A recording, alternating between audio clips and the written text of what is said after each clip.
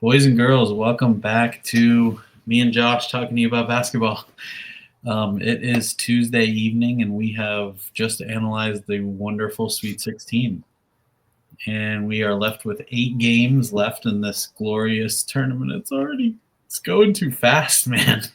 It's so much basketball, though. I love it. Oh, it's so good. And it's still, now they put it at like the working man time of the day, where the games are at 7 o'clock, and they're like, dude, get home. Yes. Eat dinner, relax, and then we'll put some basketball on for you for the rest of the night. So that's amazing. No long bathroom breaks at work this week. Exactly. The productivity should go back up this week. But then again, you're just thinking about getting home and watching the game anyway, so people still don't want to work, and they still don't care. Quickly, what we've been doing is just doing a quick recap. Are there any teams that stood out to you, good or bad, through the first 2 rounds of the tournament? Good or bad? I was impressed with just the way Houston the way they play. I mean, they're an impressive team no matter what. Letting go of the rope at the end of the game was one thing, but they can strangle you, man. They can really just strangle you. That's my biggest takeaway, too, so far, is just Houston. I said at the beginning of this whole thing I thought they were the best team in the country, and I don't feel any different.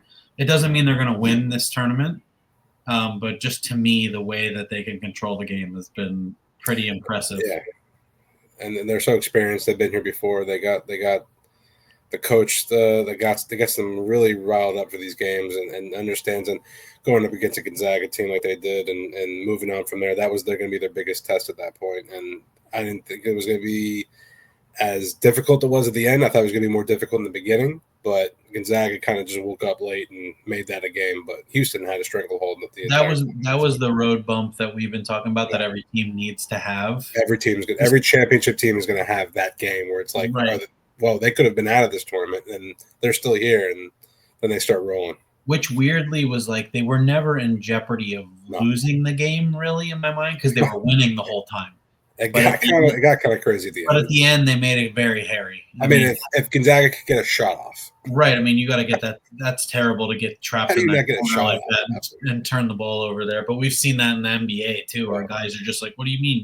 There's 5 seconds left, and you're dribbling around on the key instead of getting into a set to score. And two of the same guys in the corner and no shot. Teammates standing there, and neither one of them could grab the ball when it became loose. They were both just like in disbelief. Probably thought it was going to go out of bounds, and they'd get another shot. And Houston, you know what? I had Houston minus 4.5 in that game on a live bet, and they were up 1. They go and Cryer makes the 2 free throws, and then they get that ball and they're coming down, and I'm like, please don't foul them. Because I think Gonzaga is going to go make 2 free throws, and there goes my bet. And instead, not only they turn it over, but Uzan goes and makes both free throws when he could have easily just missed 1. So that was a nail biter for me. But yeah, Houston's LJ Cryer just did exactly what stars do in the tournament and show up at the end and win the game. We know that guy has been there over and over and over again with Baylor. So I mean, this is exactly what Calvin Sampson needs. Kentucky's been impressive. Very much. I didn't see this run. I don't think you and I both said we didn't see this run coming from them. St. John's, what a fucking disappointment. We were talking. I'm very disappointed in St. John's and how they ended that game. I'm a huge Patino guy, and I just thought that he turned. I mean, I don't know what he was. He got too prideful at the end of that game, where it's like something happened between him and RJ Lewis. Because it couldn't have been basketball. I mean, what he was saying at the press conference, you know what his shot attempts were, you know what his percentage. It doesn't matter. It's your star player. It's your Big East Player of the Year. Like, he can go 1 for 30, and then in the last 2 minutes of the game, go 4 for 5 and win the game for you. Like, who else are you going to trust in that team to do that except for your star player? Right. Bench him for 5 minutes. 5 minutes. And right. He played 30 minutes. That's the long part. Yeah, it's the tournament. This is win or go home, and you're home. You don't sit that guy at all if you don't have to. No. You think Calipari's going to bench Wagner if he went 1 for 30? Right. We're on minutes restriction now. when you're losing. Yeah, And just the whole season was about, this is our time. This is our right. season. We're going to do a whole documentary based on that. We're going to get into the tournament and say this is what, and then when it comes down to the chance to win the game, you need your best players out in the court. And something happened between that. RJ Lewis must have said something to him, or he must have gotten a little prideful. It doesn't matter. This is win or go home. Yeah, That's what you I need to wonder, do. like, when he pulled him out, if he meant to pull him out for like a quick breather or something like that, and RJ was just like, "What the fuck are you doing?" or something like to that effect. That kind of rubbed him the wrong way, and he's like, "Well, I'm the coach. You're gonna learn now." Yeah, It's like I that's not mean, a, and like now I he's said getting to all you. this hate, and this is Patino that benched him, and the kid's getting all the hate. Like, Right, that's not a teaching moment. Like I said to I you, that's lost. not a I teaching mean, moment. that was my most bet game of the day. I lost a ton of money on that game. So I did won I. it back in the BYU game later that day, but I lost a ton of money on that game. Right, And I blame the coach. I don't blame RJ Lewis for losing which that game. I would too. And the people that are like, he should transfer, I think he should too. Yeah. That's a terrible message. What the transfer? First of all, the transfer portal is open. It's the Sweet Yeah, 16.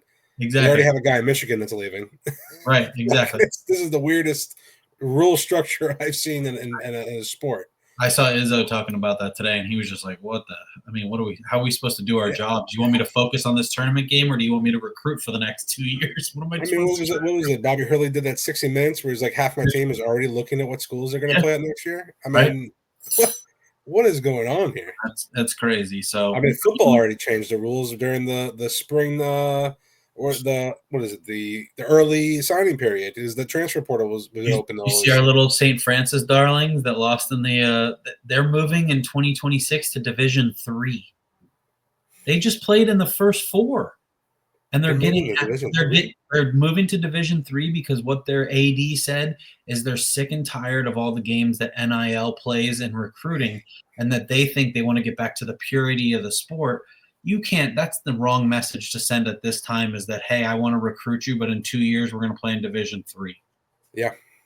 Because we don't want to spend money on the facilities or whatever it is. The money that they made from winning that conference tournament and beating Long Island was for nothing. It's going to suck for these. I mean, it's been all over the news, all of the sports news all week, of how people are saying the NIL and the transfer portal is going to kill the mid majors, kill the Cinderellas. It might, because now there's a place for these Cinderella team players to go to, and these middle market Power 5 teams like Arkansas is a basketball school. In the SEC world, they're a basketball school. Right. They're middle of the road kind of team when it comes to the SEC compared to like how the conference was this year. Right. They're going to get 3 or 4 big mid-major stars that come to that school. Of course. Along with the Kentuckys, the Floridas, the Alabamas, the Auburns. They're going to get a bunch. The Big Ten teams. The dude that's teams. right under a Connecticut kid might be like, well, I can get minutes at Arkansas, and that's just as good an opportunity for me to go play ball. I'm going to go do that. And now these coaches move on all the time. So, like, are all of the Drake kids going to go with their coach to Iowa, or all the McNeese State kids going to go to NC State with Will Wade? Like, there's going to be constant movement from these mid-major teams where the coaches are going to go to Power 5 teams. Jay Billis was talking about it today, and I thought he brought up a good point. He said, look, and there's four conferences represented in these 16 teams. That's rough for the sport, right? But he said, look at the numbers. The numbers are up. The viewership is up. Yes, these kids are trading schools. They've been trading schools for a couple of years. Has NIL been a big deal? It's been a big deal for a couple of years. Has it killed the sport? No, we're going in the other direction right now. So I could see both sides of it, where it could still be just fine because if the product is still good. You and I care about the school on the front of the jersey, not the name on the back. And so that won't kill the sport for us, because you'd be excited to grab a kid from Colorado State if he wants to leave and come to Florida and be like, listen, man, you can get minutes here and play on my team. Hell yeah. It's like, and you can look at, like, I would love if an Akron, like, because we loved Akron all season. Right. If an Akron ended up winning and being in this part of the tournament, the Sweet 16, Elite 8, I don't think that they're good enough to be in the Elite 8, Sweet 16. Right. So the fact that they're not here is not surprising to me, even though it would have been, oh, wow. Like, when they win, it's a moment. It's like, oh, my God, Akron, they won the game. They're moving on to the next round. But once they get into the next round, it's like, wow, well, I mean, now the other team has such an advantage. You can't have moment after moment after moment. Like, that's saved for the off the court, the sister gene. Like, that kind of stuff is what propels a team and endears the nation to get behind them. It's not because they want a It's for the basketball game. casuals. It's for the casuals. Right. It's And not for the basketball fans. It's for the and at this casuals that point, are if like, you're a basketball fan, we've got yeah. most of the best teams playing basketball right now, which is exactly what you'd want if you're asking me for a tournament. You know what I mean? I go chalk every year.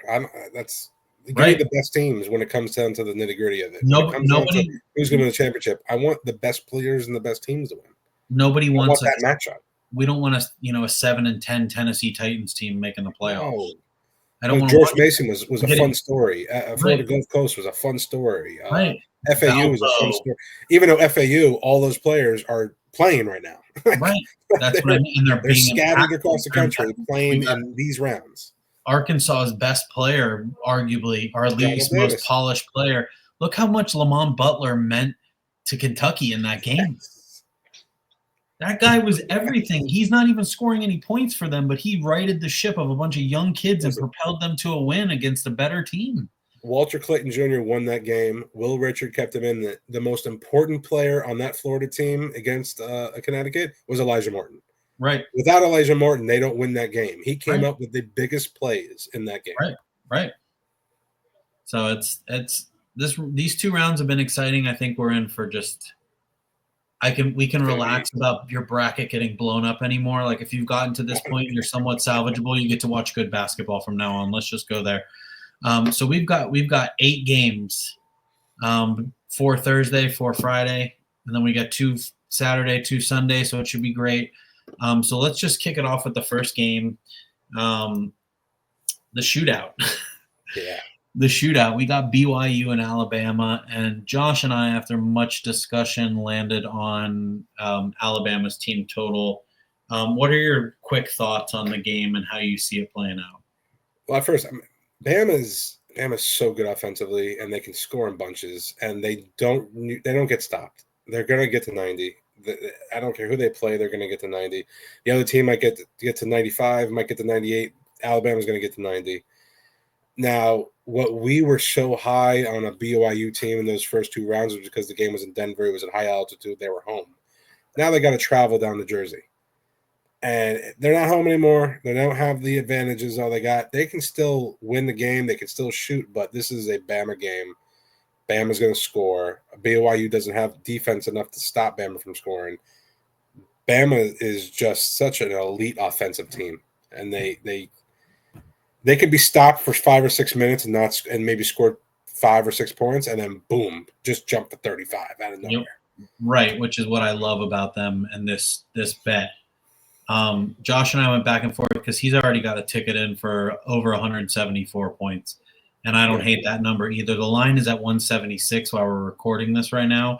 And I think that number is possible to go over too. Can both these teams go over 90? Of course they can. We got Alabama going over 90 now. And they could lose the game going over. They could lose the game scoring 90. That's what these 2 teams are capable of. Now, as the tournament shrinks down, I like to think that these games become more tense in some of these moments. But when you're talking, especially with Alabama, these guys have all been there. They were just here last year. They were in the Final Four. These kids got the gusto, I think, to close a BYU team out. The total's 5.5, which I also don't mind because I do think if Bama wins, they probably cover that number. But as far as giving out a pick for the video, Josh and I both just think, who's stopping Bama from scoring 90 points? I think the better bet is the team total. It's got to be the better bet, yeah. Right. So that's what we like there. I think Josh and I both like Alabama to move on in the game. But I think it's going to be what a way to start off the round of 16 is you're just going to have a fun game. And then simultaneously, Josh can have a heart attack as the Florida Gators have to tip off. They got to take on the Crab Five, the coolest nickname. The traveling Terrapins. The traveling Terrapins. He walked, and we know he walked. 3 steps, man. The same people that are saying he didn't travel are the same people that are saying Patino was right and Lewis was wrong. It's just, to me, it's like, what do you guys – how casual can you be about the sport? That's a travel. You can't call it at the moment. You know they call a technical – I forgot what team it was. They call a technical foul for the coach being outside the box. I saw that. Weekend because they needed to lay down the groundwork of what the rules are. Juju Smith-Schuster got one of the most bullshit fucking pass interference calls in the history of the Super Bowl to beat the Eagles the first time. You can call a foul whenever you want to call a foul, and that was a travel. Travel. It doesn't matter that it's in the last second of the game. I'm sorry, Maryland. He traveled, but we're here now. Yeah, and define a gather step to me. I coach basketball. I play basketball. I've never heard of that. It's not. I get it in the NBA. Is this the crab walk that LeBron always tried to get away with? Is that what this was? Picking up your dribble, supposedly you're allowed to continue with whatever steps you were taking to possess the ball, and then you can go towards the basket. When I grew up, if you took more than 2 steps going to the rim, it's a travel. Period. One of them had to be your pivot. You can't just start running at the basket, or everybody would run. I mean, Giannis probably does it all the time, but I mean, to be fair, in this moment, this kid gathered the ball at about above the free throw line and ended up near the baseline shooting a leaner off the glass. I mean, that's a travel. Amazing shot. It's a great shot. Amazing shot. True freshman. Queen is legit.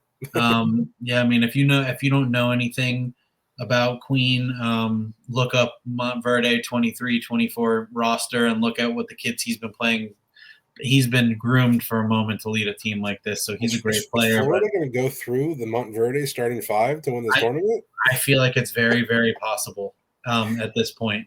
We're going to miss out on getting on Wright, who plays for Baylor, but you just got you got McNeely out of the way. McNeely's out. All 5 of them made the tournament, which is crazy. All 5 made the tournament. McNeely made the tournament. Wright made the tournament. Austin Newell is a great player. In the first round with Georgia. Yeah, Georgia, they lost, but I mean, that's what I mean. These kids are legit, and Florida's got to go through another one. So getting back to this team, it was what I was saying earlier. I think every team has that hitch and their giddy up, that Houston had. Florida just had theirs. They just had to take out, in my opinion, obviously the most tournament headstrong team.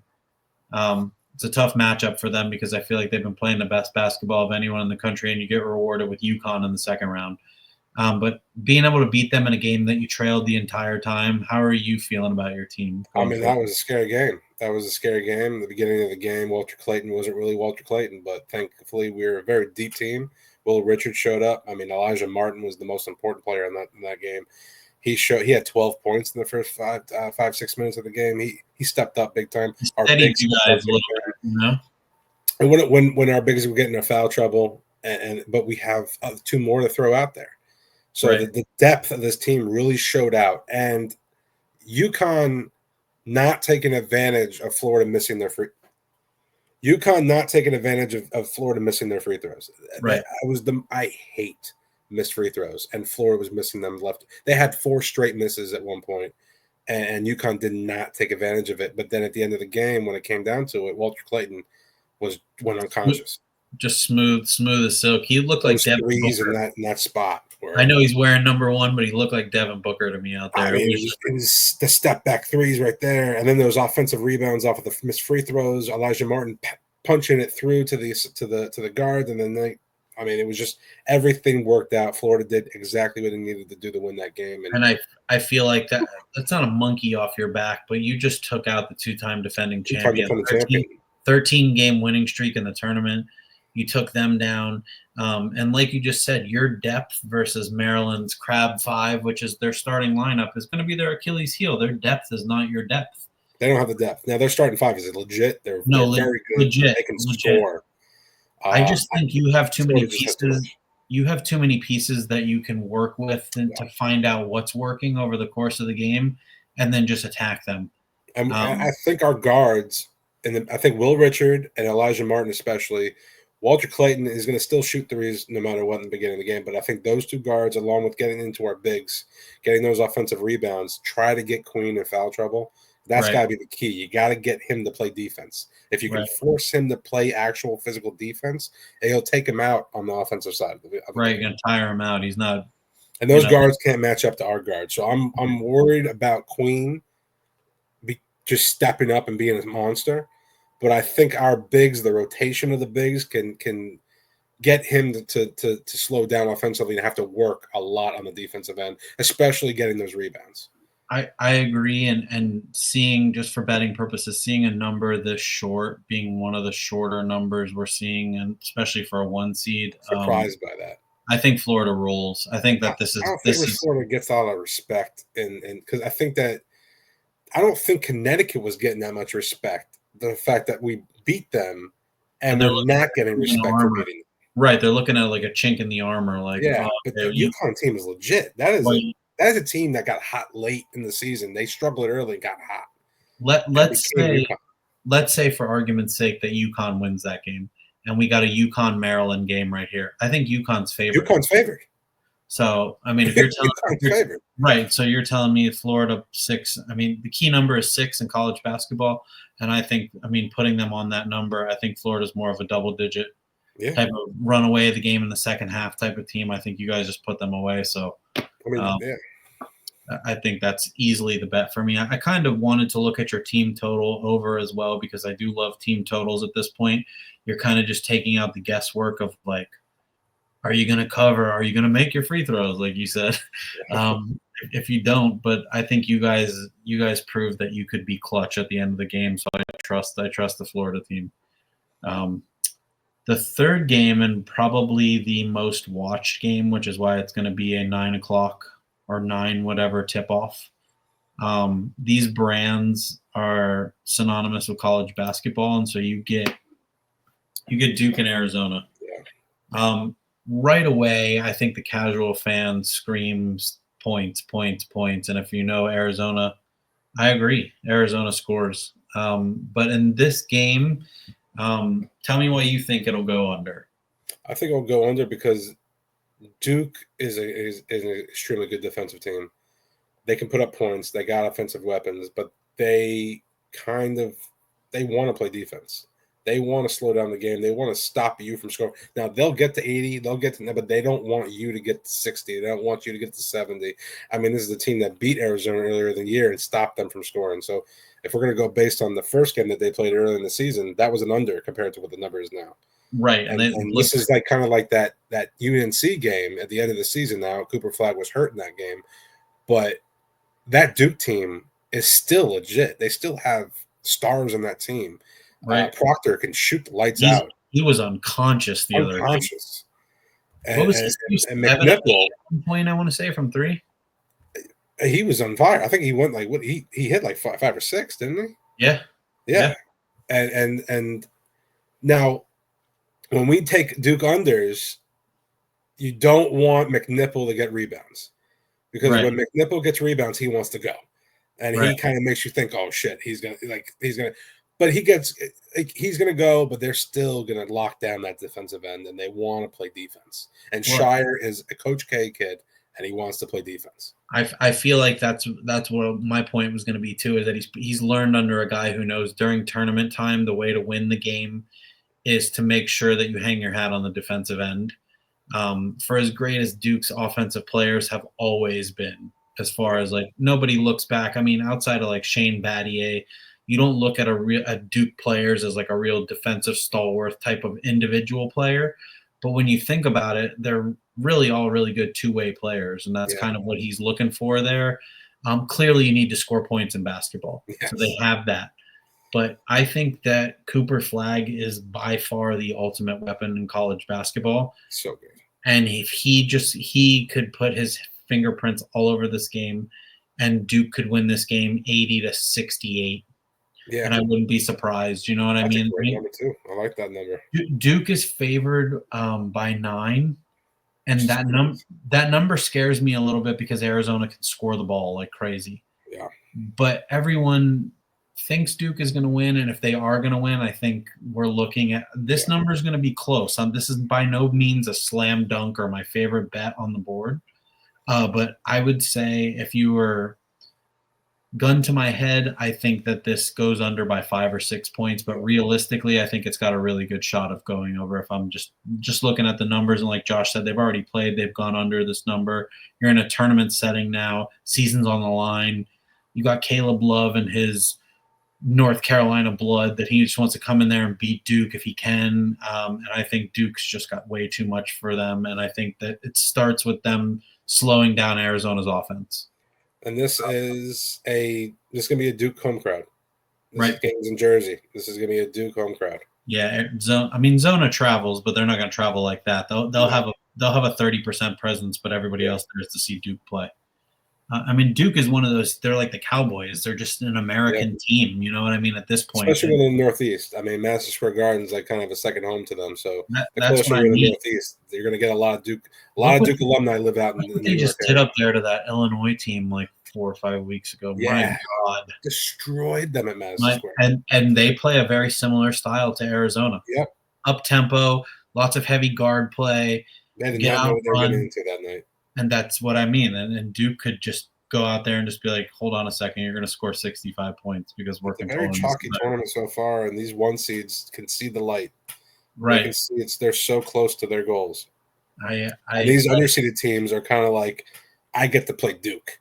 Right. I get to play Houston. I get to play Florida. I get to play Auburn. Those teams are like, we are so close from getting to what we want to do. They're not even like, I get to play Arizona. We already beat Arizona. Right. I get to play Maryland. They're a young team. I get to play Michigan. They can see the light. It's crazy for a team with Arizona written on their shirt to be looking at Duke like that, but that has to be what they're thinking. Yeah. They're up here. Yeah. I mean, they've been up there all year.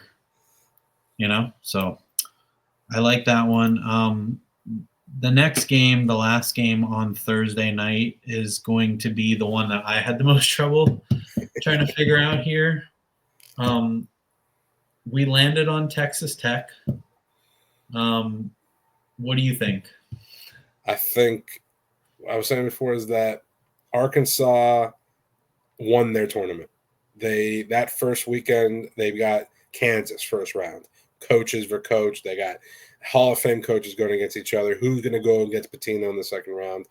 All of a sudden, Arkansas, John Calipari's Rick Pitino, the most hyped second round game of the entire tournament. Arkansas comes out, wins the game. No matter what was going on St. John's side, Arkansas took that game. They were so excited. They celebrated like they won the whole thing. Now they got to go against a team like Texas Tech, which can lock you down and score points at the same time. And it's just going to be a different beast for Arkansas to go with. It's going to be as hyped up as they just were. It's going to be a little bit less hyped. They're the Cinderella team, but Texas Tech is a really good team. They're going to show the country that they're a really good team. Right. I kind of said the same thing in that I thought that I've said this before, that I thought Iowa State, Houston, and Texas Tech all played very similar styles, like you alluded to. They want to choke you on defense, and they do it when they do it when they need to. Yes. But they're fully capable of playing an offensive game, and I just think Arkansas probably, like you said, they had their mountaintop already. Yeah. And now they don't have a real identity to me. As far as like a style, they're like we want to score 74, but maybe give up 72. Like you don't clearly do anything really, really well. You have a team full of good players and a fantastic coach. I'm not against any of those things. It's just if you need to win a game, I would much rather have Texas Tech's roster and ability over Arkansas. And I just think when it comes down to it, Arkansas has had too many days to think about their victory. And you know what Calipari wants to do. If this is going to be what's the identity of the team kind of situation, you know what Calipari wants to do, but this team is not a team. Like these are a bunch of players that got put together. Right. If this team had Calipari took the job, you remember his press conference. I just met the team. There's no team. They had nobody. Like there were 0 players in that meeting. They had 3 walk-ons, and then he started putting the team together. Do you remember how poor they were playing in spots this year? That's why they're a Cinderella team, because they started the season so bad. They were and that's the other thing. This is the only Cinderella left. It's the only double-digit seed.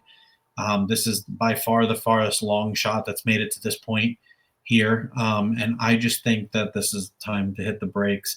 I think Texas Tech, realistically, at least at that locker room, has national championship aspirations, and would not be surprised themselves if they made it to the Final Four.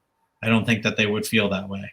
So I think this is just the more I thought about this game, and I said I had trouble with it, but the more I thought about it, I just think you're taking the more polished team at what feels like a pick 'em, although the number is 5.5. I just feel like Texas Tech down the stretch is just Arkansas is going to find real trouble making baskets. Yes. and Texas Tech just won't. That's so I like this. I like this pick. And then we get to Friday, and we go right back on the wagon again, and we get to a team with a tremendous coach and tremendous pedigree, and a short number. At least you and I were talking about this number seeming to be very short. I know they're playing an SEC team that's probably gone a little bit farther than a lot of people would have expected from them too. How do you like this one lining up? Which one is this? Michigan State and Ole Miss. Yeah, I didn't see Ole Miss getting this far. Actually, to be honest, I like this is a good coaching matchup. Izzo against Beard. If you look at it right up the front, these are two defensive coaches that have teams that can score. I think that Michigan State is just more made for this moment type of game. I think that Ole Miss has gone further than even they thought they could get because they really have. I mean, all these SEC teams are as high ranked as they are because they're non-conference. They just dominated. All these teams were so good in the non-conference going into, and then the SEC play, they just started kind of beating. Then the cream of the top kind of came up. The Auburns, the Alabamas, the Floridas, the Tennessees, they jumped to the top four, and the rest of the teams kind of scrambled to get their positioning under that. But when it came to non-conference, they took control. Now, the non-conference they're going up against now, these are top teams. This is Michigan State, and Michigan State is known to the Izzo. What is it? January, February Izzo. Right. You could take that with a grain of salt. You can do whatever. It happens all the time. This is a good, really good Michigan State team with very good guard play. They were not a great rebounding team to start the season, but they've kind of gotten that back. And I think the execution of a Michigan State in the late game situations is going to put them to the top at the end of this. I think that they're going to come out of this game. I think their free throw shooting is going to be very key. Their late game rebounding is going to be key. Jace Richardson is going to be key. Holloway is going to be key. I think they take the guard play out of this. The guard play at Ole Miss has been extraordinary, but they're going up against a better backcourt. And I think Michigan State's backcourt is going to be the factor that wins this game. Right. This is the shordest number we see in any game, and that's surprising to me because I think a lot of people, like we were saying, wouldn't have had Ole Miss this far. Wouldn't have been surprised if they were a first round knockout to North Carolina. Yeah. And yet here they are. They're one game away from the Elite Eight. And I mean, they got to be thrilled about that, but I just think this is probably the worst matchup that they could run into. I just think like you said, it doesn't matter if these players have been on your roster or not. Just the feel of Michigan State is like, this is our game. Yeah. And they are a better team. And they do have the pieces that I think execute late in the game. I don't expect this to be a blowout by any means. I think Ole Miss will hang tough. It's going to be a grind it out going into the late in the second half, grind it out. We were talking about the team totals in this game and Michigan State's being like 73 or whatever it was, or something around that number. And it just being like, I initially thought, how did they not go over that number? But the more you and I talked about it, and just like Ole Miss can grind that game out with them. Grind it out. Right. And I think the execution at the end of the game favors Izzo. As long as he doesn't let this game slip away early, because I could see them. They did that with Bryant, and they had to come back where they just weren't making their shots at the beginning of the game, and their defense wasn't ready to play. As long as that doesn't happen, it really, like, that first 5 minutes of the game is going to determine a lot, because if Ole Miss can if this is a game where Michigan State is playing kind of catch up, I don't think they can pull it out. I think that if Ole Miss kind of jumps on them, it's going to be something we don't see coming, but we're not going to be that surprised, because the first 10 minutes of any of these games can go either way. Like, you just never know how a team's going to show up in a basketball. If their shots are going in, there's no. I mean, what are you going to do about it? First 10 minutes of the game, like, we've seen a lot of these teams do huge comebacks because they have the firepower to do huge. If Maryland goes up 10, I'm not going to be that worried. I'm going to be pissed. I'm not going to be that worried, because I know that Florida can give a 10, 12-minute span of going nuts and beating them. Right. When it comes to these two teams, what strength Ole Miss has is perimeter defense. Right. The weakness of Michigan State is their perimeter Shooting. offense. So that's going to be a key stat, a key thing to look at. I just don't think it's going to be that much of a factor, because I think Michigan State is going to try to do the other things they do very well, and kind of be strong underneath, rebound the ball, hit your free throws, do the things that win a game, not turn it over.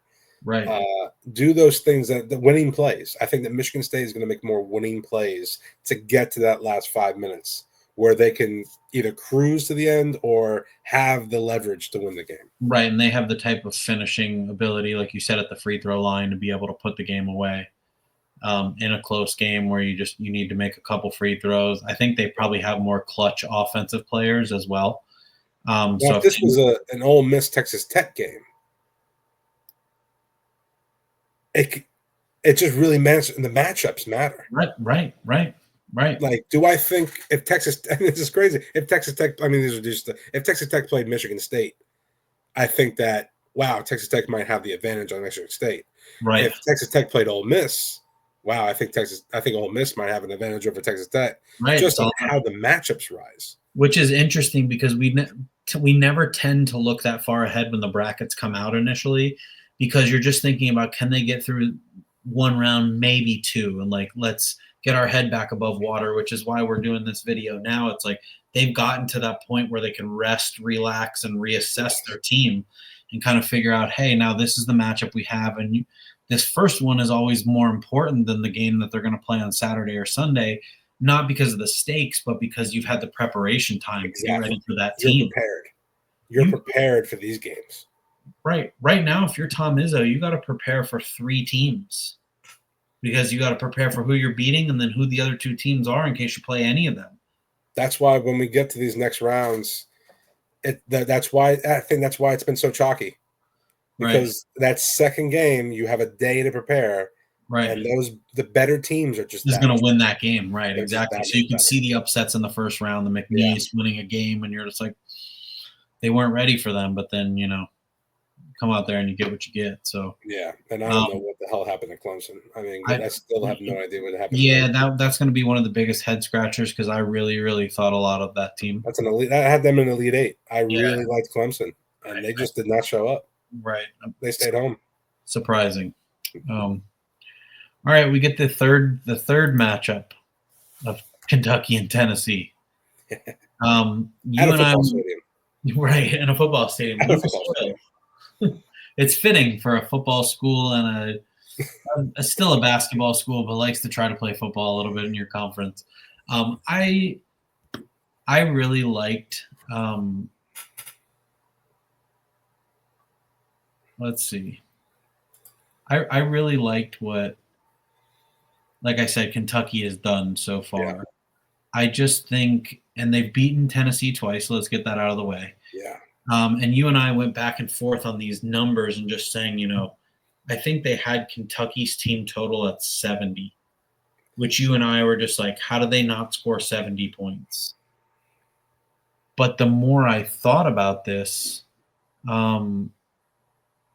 is Tennessee's defense just going to try to ramp up here at this game to try to say, hey, we let these first 2 slip away getting into a semi-scoring contest with you, and we don't want to do that.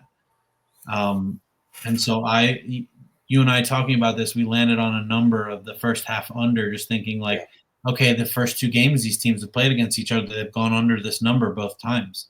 But regardless of what happens the rest of the game, just for betting purposes, we're not talking about who wins the game here. We're just talking about like, hey, I mean, where's the smart side to put your money on? I'm thinking it's the first half under, and I think you think the same, right? I think a lot of variables are going to go into this, let alone the fact that this is going to be the 3rd time they play each other. My biggest variable is that's a football stadium. Those are very hard places to play shooting the ball. This is one team, Kentucky, that can shoot the lights out, and this is another team, Tennessee, that can just put you in a chokehold. Now, obviously, I think just how I've watched both these teams, I think Kentucky's getting into that Mark Pope identity of what those BYU teams used to look like in the last couple of years. but Tennessee is just such a stronger team, in my opinion. How they've lost those games against Kentucky is still matchup. Home and home, very big difference in the SEC. Playing in this type of environment, it's hard to beat a team 3 times. You can hear that like throughout the history of college basketball. It's sports in general. It's hard to beat a team 3 times, especially teams that know each other very well. Rick Barnes is kind of known to be kind of choking in these situations. I like Tennessee a lot, but the variables that I'm looking into it as Tennessee is a really good playing. These teams have not gone over in a lot of times when they play each other. Tennessee is known to go under in a lot of these games. Kentucky plays to Tennessee style. Tennessee kind of runs the pace. Kentucky's the better shooting team, so they kind of come up with it at the end. But the first half of both of these games that they've played in the earlier season have been unders. It's the second half where both teams just start going nuts, where Kentucky controls the entire pace of the game, and Tennessee can fly with them, but it's too much firepower from the Kentucky standpoint. Yeah, Kentucky has scored 40 points or more in both of the second halves. Both those second halves. And one of the games, I think you said Tennessee had 38. The other one they had 30 something. So they were right there with them, trying to score with them, like you said. But it's like a feeling out process. And at this point, with so much on the line, they know each other so well. I don't think Kentucky's going to try to do anything different. No, they're going to do the same thing, which won the games already. Right. So it's more like, is Tennessee going to try to say, hey, we can do that in the first half and still play the defensive game we've been playing the first 2 times, but in the second half, can we keep the defense going? Yeah. And if you're going to go point guard, I like Ziegler.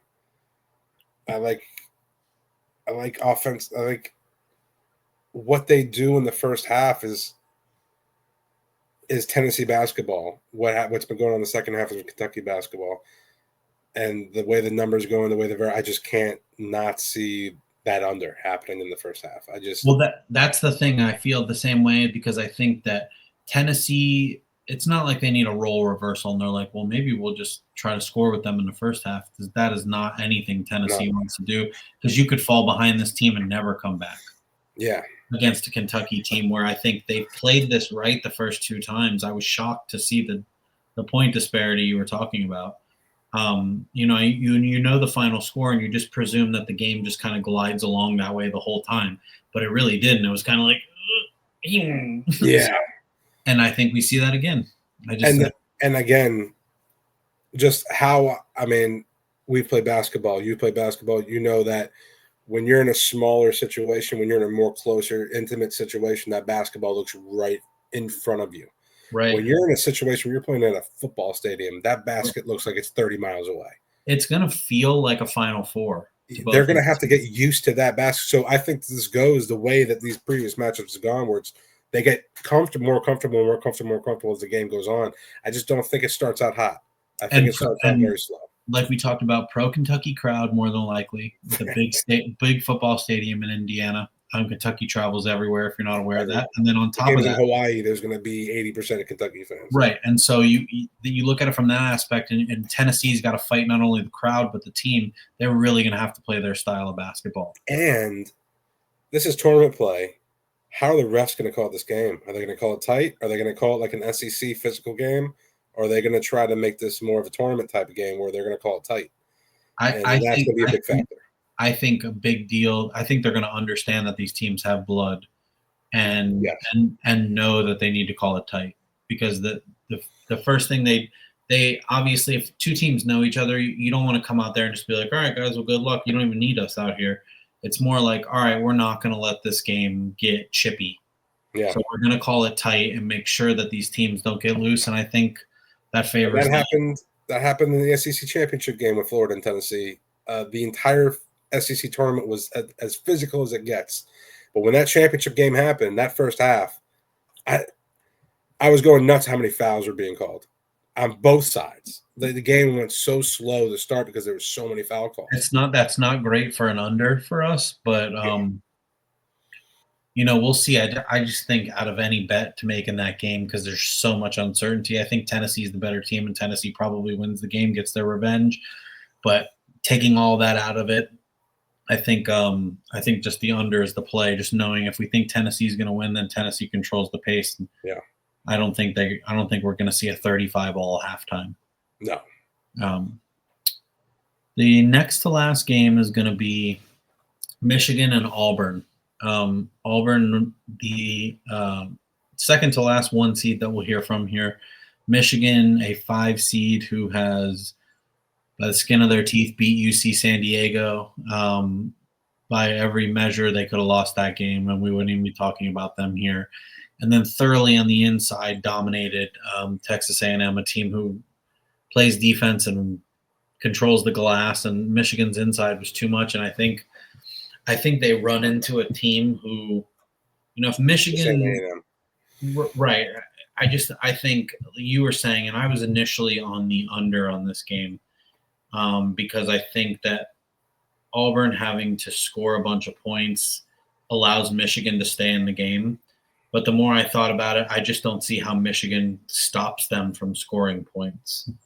I think Auburn, like you said, I think Broome gets inside and maybe gets one of the 2 big men in some sort of foul trouble.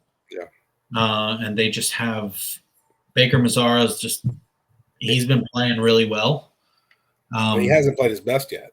No, and that's what I mean. He's been playing well, but he's not been a superstar. And I think he's got a turn-up game coming in at some point here.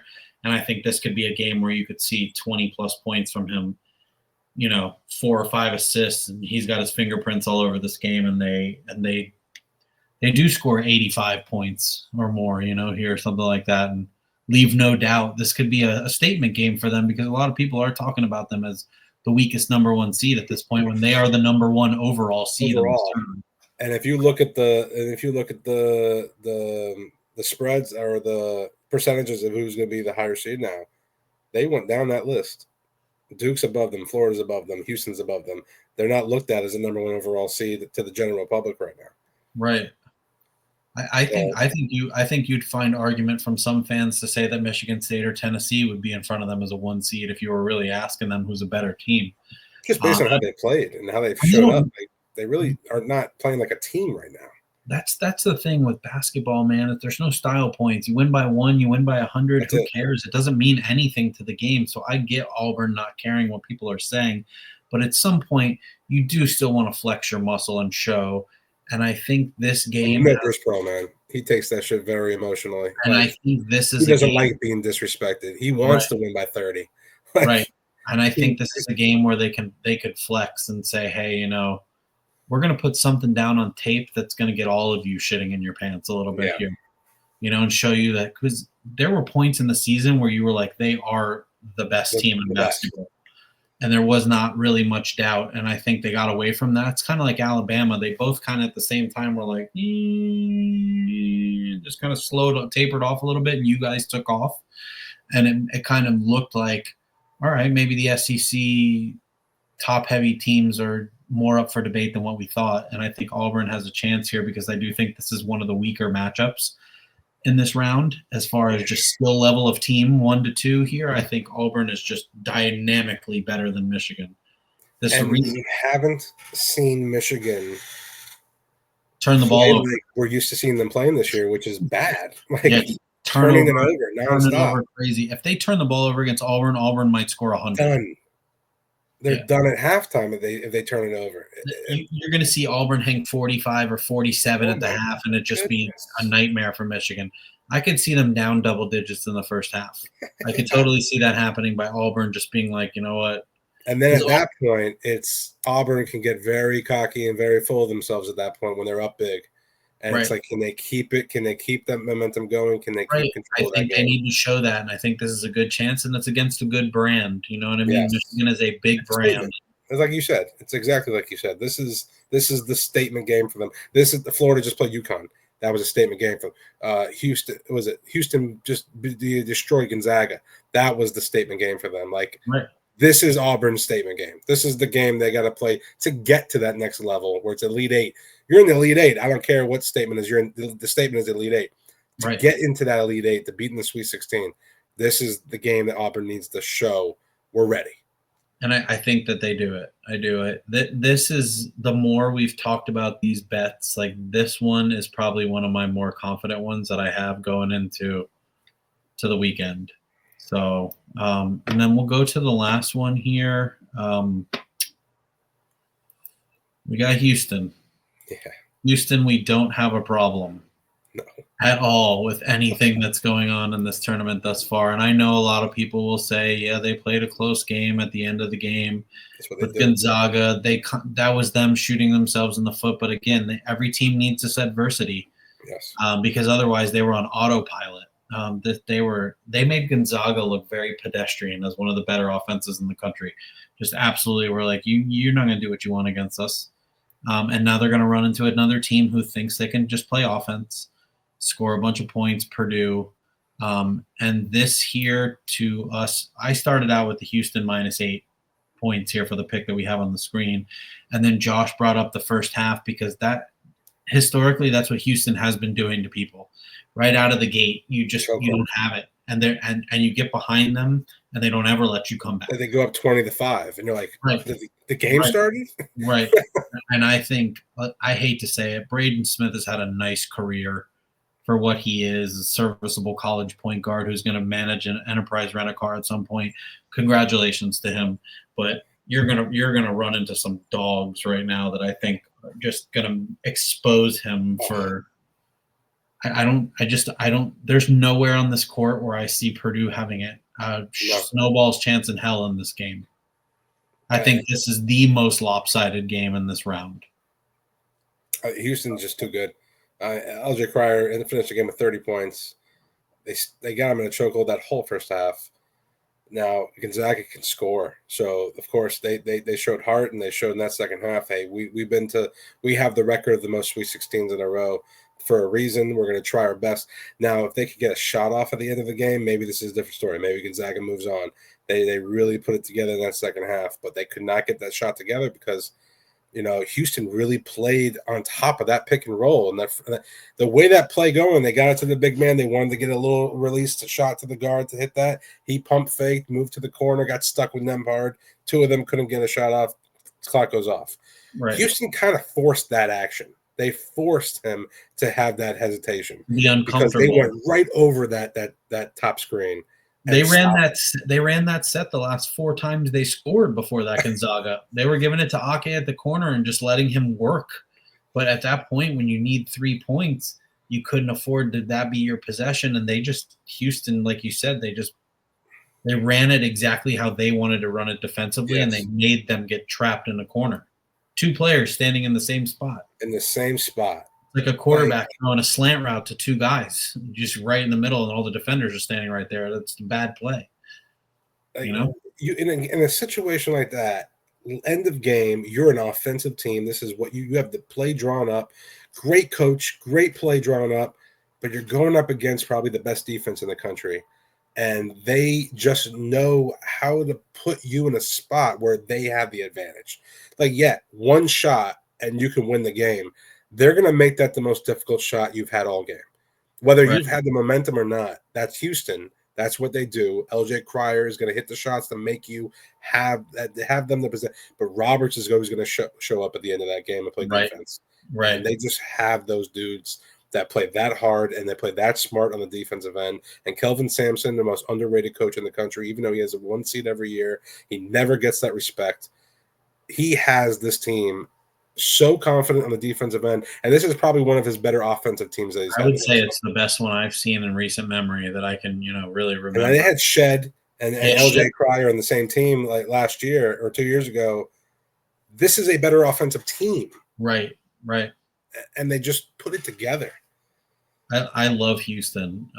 Clearly, by the bets we have on the screen here, we like Houston to win the first half, cover the number, to win the game, cover the number. If they were allowed me to take an 8-minute bet on Houston, I would take that too. First to 10, first to 20, first to 30. If we had a sports betting prop in Florida that would allow us to make those thanks bets. Florida for that. Are not getting political, but Jesus, guys, get it together. Anyway,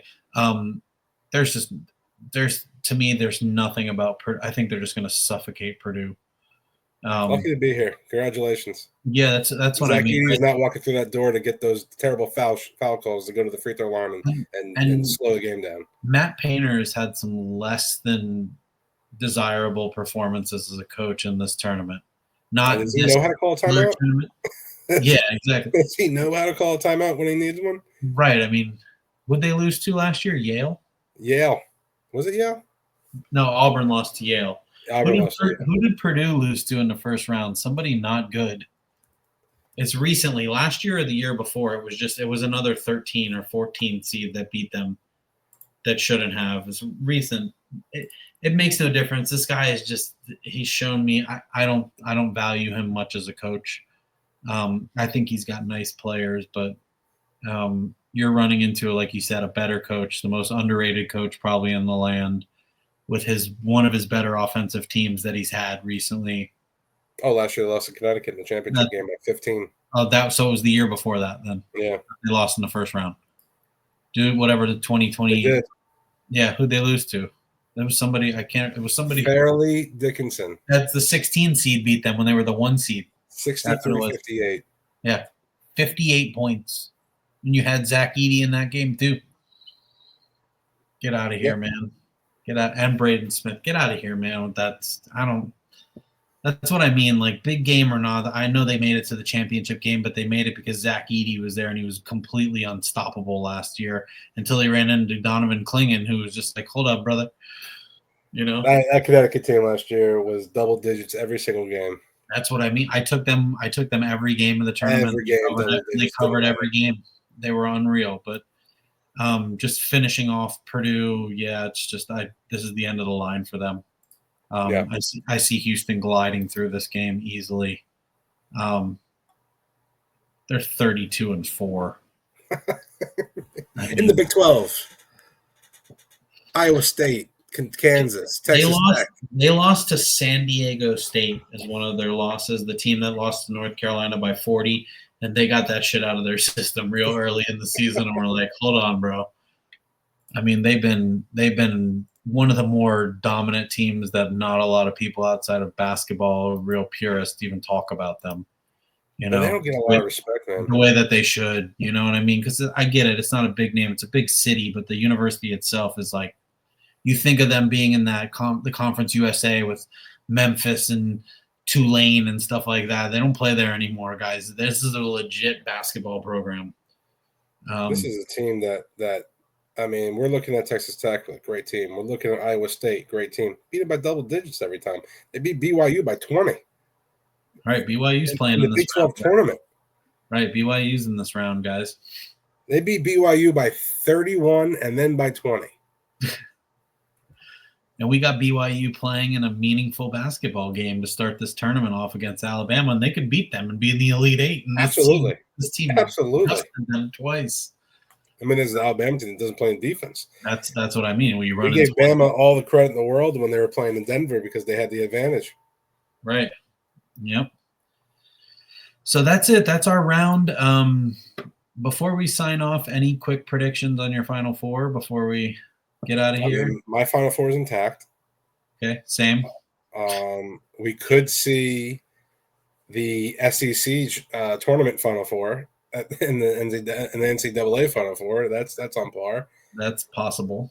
We could see some cool matches. I mean, we could see upsets and see Michigan State and Michigan in the second round on the Elite Eight.